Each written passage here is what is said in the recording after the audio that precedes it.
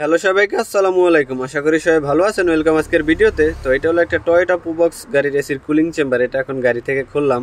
দেখেন চেম্বারটা ময়লায় কি পরিমাণ জ্যাম হয়েছে। একদম সবগুলো লেয়ার ময়লায় বন্ধ হয়ে গেছে। বাতাসটা কিভাবে আসবে? বাতাসটা গাড়ির ভিতরে আসতো না, শো শো আওয়াজ হইতো। তো বাতাসটা ক্লিয়ার আসতো না, ঠান্ডাও কম হইতো, গ্যাসের প্রেশারও কম আছে। তো সব কিছু মিলাই এখন এসির কুলিং চেম্বারটার অবস্থা খুবই খারাপ। দেখেন এসির কুলিং চেম্বারে ময়লা কি পরিমাণ জমছে। আর এই প্রোবক্স গাড়িগুলোতে এসি ফিল্টার নাই, যার কারণে এই ময়লাটা আরও বেশি জমে। তো এইগুলো প্রতি 1-2 বছর পর পর খুলে সার্ভিসিং করলে সবচেয়ে বেটার। আপনার এসির এই ব্লুয়ারটা যখন ঘোরে এটার সাথে অনেক ময়লা টয়লা আসে। এই ময়লা টয়লাগুলো এই চেম্বারে এসে জমে। চেম্বারে যখন জমে তখন চেম্বারটা জ্যাম হয়ে যায়। তখন আস্তে আস্তে এসির বাতাসের প্রেশার কমে যায়, ঠান্ডার প্রেশার কমে যায়। ঠিক আছে, তো দেখতেই পাচ্ছেন ময়লা একদম কাদা জমে গেছে চেম্বারের ভিতরে। এরকম ময়লা হলে গাড়ির এসি কিভাবে ঠান্ডা হবে? আমরা এই এসির কুলিং চেম্বারটা ওয়াশ করব। ওয়াশ করে আগে প্রেশার দিয়ে চেক করব লিক আছে কিনা। যদি লিক থাকে তাহলে এই এসির কুলিং চেম্বারটা চেঞ্জ করে দিব। আর যদি লিক না থাকে তাহলে এটা ওয়াশ করে গাড়িতে ফিটিং করব। ঠিক আছে, তো এখন সবার আগে কাজ হলো আমাদের এটা ওয়াশ করা। ওয়াশ করে তারপরে লিক টিক চেক করে তারপরে এটা যদি লিক হয় তাহলে এটা চেঞ্জ করে দিব। আর যদি লিক না হয় তাহলে গাড়িতে ফিটিং করে দিব। তো এসির কুলিং চেম্বারের এই বক্সটাও পরিষ্কার করতে হবে। তো যে কোনো গাড়ি হোক, আপনার টয়োটা প্রোবক্স হোক, সিয়েন্টা হোক, এগুলো সবসময় সার্ভিসিং করার চেষ্টা করবেন। তো যে কোনো গাড়ি সার্ভিসিং করলে সবচেয়ে পারফরমেন্স ভালো দেয় গাড়ির এসি। তো এটা হলো দেখেন এসির কুলিং চেম্বারটা খুলতে আগে আমরা পুরো ড্যাশবোর্ড খুলতাম। এখন আর আমাদের ড্যাশবোর্ড খোলা লাগে না, এখন শুধু এই সাইড দিয়েই খোলা যায়। তো ড্যাশবোর্ডটা একটু ফাঁকা করা লাগে, ফাঁকা করলে এসির কুলিং চেম্বারটা খোলা যায়। তো এখন আমরা সামনের কন্ডেন্সার খুললাম। এখন কম্প্রেসারটাও খুলতেছি। কম্প্রেসারের অবস্থাও বেশি একটা ভালো না, কম্প্রেসারেও কালি সাইরা দিছে।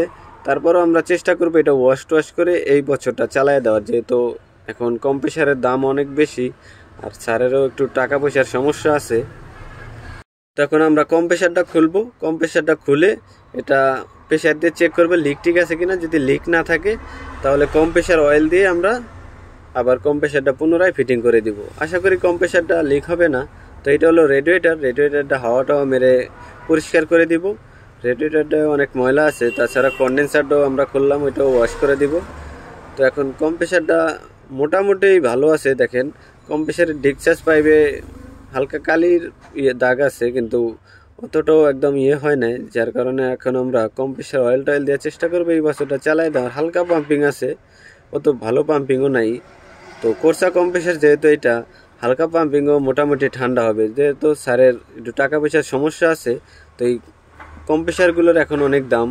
আগে দাম কম ছিল, সবাই চেঞ্জ করতো, কিন্তু এখন দাম বাড়ার কারণে সবাই একটু বিপদে আছে।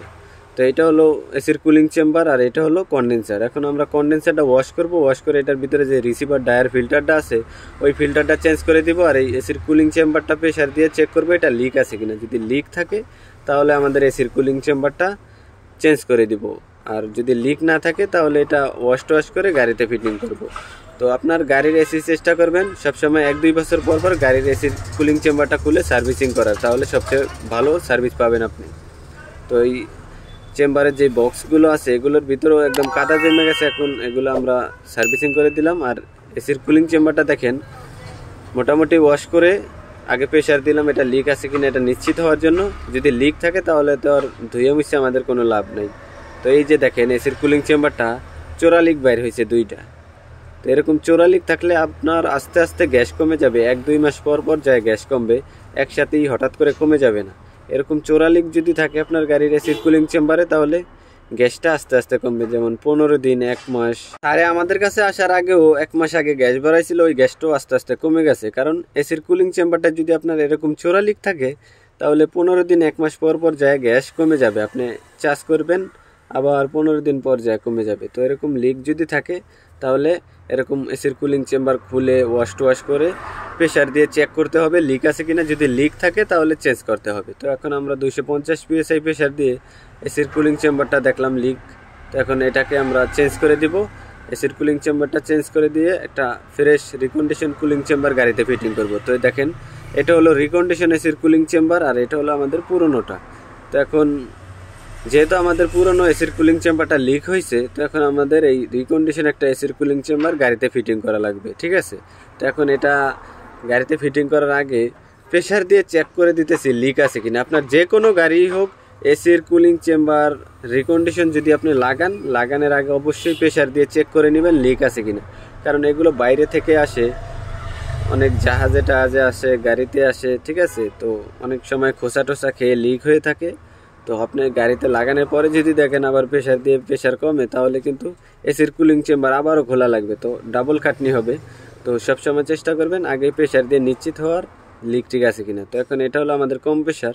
তো কম প্রেশারটা এখন আমরা অয়েল টয়েল দিয়ে এটা গাড়িতে ফিটিং করব। তো প্রেশার দিব, আগে প্রেশার দিয়ে চেক করবো এটাও লিক আছে কিনা। যদি লিক না থাকে সেক্ষেত্রে আমরা প্রেশার দিয়ে চেক করে গাড়িতে লাগাই দিব, ঠিক আছে। তো এখন আমাদের এসির কুলিং চেম্বারটা দেখেন 300 PSI প্রেশার দিয়ে এখন আমরা এসির কুলিং চেম্বারটায় কোনো লিক টিক আছে কিনা এটা চেক করে দিতেছি। যদি কোনো চোরা লিক টিক থাকে তাহলে এখন ধরা পড়বে, কারণ আমরা 300 PSI প্রেশার দিয়ে এসির কুলিং চেম্বারটা পানির ভিতরে চুবাই দিছি লিক আছে কিনা এটা নিশ্চিত হওয়ার জন্য। তো দেখেন এসির কুলিং চেম্বারটা, এটা হলো রিকন্ডিশন এসির কুলিং চেম্বার। আপনার নতুন লাগাইলেও যে কয়দিন যাবে, আর রিকন্ডিশন লাগাইলে তার চেয়েও ভালো যাবে এবং এটার সার্ভিসটাও ভালো পাবেন। কারণ রিকন্ডিশনে সবচেয়ে ঠান্ডার পারফরম্যান্স ভালো দেয়, কারণ এটা হলো জাপানি অরিজিনাল, ঠিক আছে। তো জাপানি মালগুলো সবচেয়ে ভালো হয়। তো এখন আমাদের এসির কুলিং চেম্বারটা বক্সে ফিটিং করে দিতেছি। বক্সে ফিটিং করে দেওয়ার পরে এটা আমরা গাড়িতে ফিটিং করব। তো থার্মোস্টার সব কিছুই সুন্দর করে বসাই দিলাম। তো এখন আমরা এই বক্সটার ভিতরে বসায়া স্ক্রুগুলো লাগায়া এসির কুলিং চেম্বারটা গাড়িতে ফিটিং করে আবারও পুনরায় প্রেশার দিয়ে চেক করব লিক আছে কিনা। যদি লিক টিক না থাকে সেক্ষেত্রে আমরা গ্যাসটা চার্জ করব। তো এখন আমাদের দেখেন পুরনো এসির কুলিং চেম্বারটা আর হলো রিকন্ডিশন এসির কুলিং চেম্বারটা এখন বক্সে ফিটিং করলাম। তো এখন এটা গাড়িতে ফিটিং করব। তো দেখেন এসির চেম্বারের বক্সটা অলরেডি গাড়িতে বসায় ফেলেছি।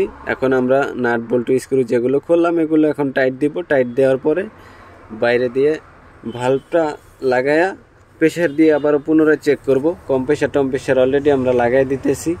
তারপর এটা হলো রিসিভার ডায়ার। এই কন্ডেন্সারের ভিতরে এই রিসিভার ডায়ার ফিল্টারটা ছিল, দেখতেই পাচ্ছেন রিসিভার ডায়ার ফিল্টারটা কী পরিমাণ ময়লা হয়েছে। এরকম ময়লা হলে গ্যাসটা প্রপারলিভাবে সার্কুলেশন করতে পারবে না, তখনই আপনার গাড়ির এসিতে নানান প্রবলেম দিবে। তো এখন আমরা আবারও প্রেশার দিয়ে চেক করতেছি লিক আছে কিনা। তো লিক নাই। তো এখন আবারও আমরা ভ্যাকুয়াম করতেছি। ভ্যাকুয়াম করার পরে গ্যাসটা চার্জ করব। তো সবসময় ভ্যাকুয়াম করে আমরা কম্প্রেসার অয়েলটা দেই, কিন্তু যেহেতু এখন আমরা কম্প্রেসারটা খুললাম, খোলা অবস্থায় কম্প্রেসার অয়েলটা দিয়ে দিলাম। এখন আমরা শুধু ভ্যাকুয়াম করে এসির গ্যাসটা চার্জ করব। তো আপনারা আমাদের ফুল ভিডিওটা দেখতে থাকেন, আর আমাদের চ্যানেলে যারা নতুন আসছেন অবশ্যই সাবস্ক্রাইব করে রাখবেন আর পাশে থাকা বেল আইকনটি বাজিয়ে দিবেন, তাহলে পরবর্তী ভিডিওর নোটিফিকেশন সবার আগে আপনি পেয়ে যাবেন। তো এখন আমাদের এসির গ্যাসটা চার্জ করা হইতেছে। তো বাতাসটা এখন একদম ক্লিয়ার, যেহেতু আমরা রিকন্ডিশন ফ্রেশ একটা এসির কুলিং চেম্বার গাড়িতে ফিটিং করলাম।